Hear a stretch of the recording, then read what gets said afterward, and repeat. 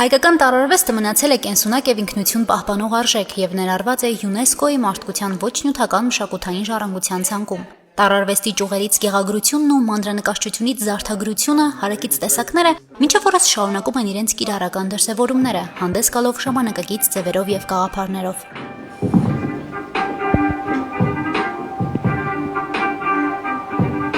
Գրքարվեստ եւ կալիգրաֆիա ամենամյա փառատոնը 5 տարի է միավորում է հին, միջնադարյան եւ ժամանակակից վայելչագրության ու տարաստեղծման ավանդույթներն ու նորարարությունները, ներկայացնելով հայկական գրի եւ գրականության հարստությունը։ Արվեստագետների գործերում հանդիպում են գրչագիր, թռչնագիր, կենդանագիր, մարդագիր, ինչպես նաեւ առասպելական ու մտածածին կերպարներով ձևավորված գրեր։ Եվ չնայած ձևերի բազմազանությանը յուրաքանչյուր ստեղծագործության առանցքում մնում է մեկ անփոփոխ արժեք՝ հայոց տառն ու այբուբենը։ Կարևորելով գրքարվեստը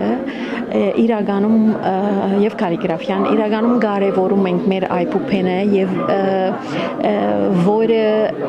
մեր հիմքն է, այսինքն մշակութային հիմքն է եւ դարը եւ քիրը, որը մեր այսինքն ինքնության եւ հիշողության եւ շարունակության հենասյունն են։ Տառը այն միջոցն է, որով մարդու բնական ձայնային խոսքը, այսպես ասած, անշարժացվում է, ամրագրվում է, որ հաջորդ, ինչպես ասում են սերունդները, ծանոթանան եւ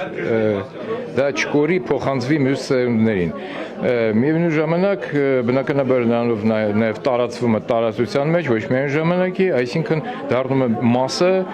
մեր շրջակա կյանքի, թվում նաև մասը ճարտարապետության։ Յուրահատուկ մոտեցումները կենթանանում են ժողովրդական արվեստի տարբեր ձևերում, քանդակագործությունից ու գորգագործությունից մինչև ասեղնագործություն, գրականություն ու մանրանկարչություն։ Այս բոլորի միաձուլումից ծնվել է բատիկ արվեստը, գործվածքի վրա արվող նկարչությունը, որն այսօր նոր շունչ է հաղորդում ավանդական գեղագրությանը։ Մետաքսագիր բատիկները, որ հեղինակել է լիբանանահայ արվեստագետ Արմենուհի Սաղդասարյանը, արդեն երկրորդ տարին է ներկայացվում են փառատոնին, ամեն անգամ նոր ասելիքով։ Ամեն անգամ ես փորձում եմ բացի հայկական ասենք հնատարյան մեր դարերը, նույնիսկ զարդարվեստը իր տարբեր ձևերով ներկայացնեմ եւ այդ հինը ներկայացնեմ ինչ որ նորովի, ոնց որ ավելի շեշտեմ նրանց խորհուրդները, ասենք գենաց ծառի, մեր այբուբենի, հավերժությունների, որը մենք թարավոր մեր այսինքն եղել են մեր պատմության մեջ։ Փառատոնին ներկայացվում են ինչպես ճանաչված վարպետների, այնպես էլ երիտասարդ ստեղծագործողների աշխատանքները։ Անի Արաքելյանը հասցե չգտած նամակ շարքում ներկայացնում է ձեռագիր տառերով 3 գործ, ոգեշնչված գերմանացի նկարչուհի Էմմա Հաուքի ստեղծագործություններից։ Նրա աշխատանքները ասեմիկ գրերի հեղինակային մեկնաբանություն են, զգացմունքի ու գրի պլաստիկայով։ Ես այնքան եմ գրել սիրելի Սարի բառերը, որ արդեն վերջում կարելի ասել դարձել է ասեմիկ գիր, փորձել եմ սևով ծածկել, բայց որոշակի հատվածներ թողնել սպիտակ, որտեղից երևում է գիրը, ցույց տալով, որ ամեն դեպքում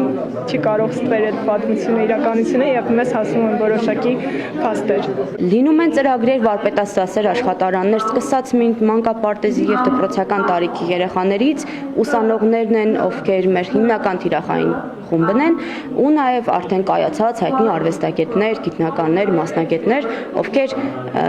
եւ իրենց փորձով կիսվում են երիտասարդների հետ եւ գուցեև իրենք էլ ինչ-որ մի բան խաղեն այս նախագծից, որը վստահ եմ նույնպես լինում է։ Արվեստագետները հավատարիմ են նպատակին, միջոցառումների, վարպետաց դասերի ու ցուցադրությունների միջոցով հանրահրճակել հայկական մշակույթի հին ու նոր դրսևորումները։ Առաջիկայում նախատեսում են համատեղ ցուցադրությամբ հանդես գալ Գյումրիում։ Հասմիկ Թումասյան, Վահագն Բարակյան, Հորիզոն։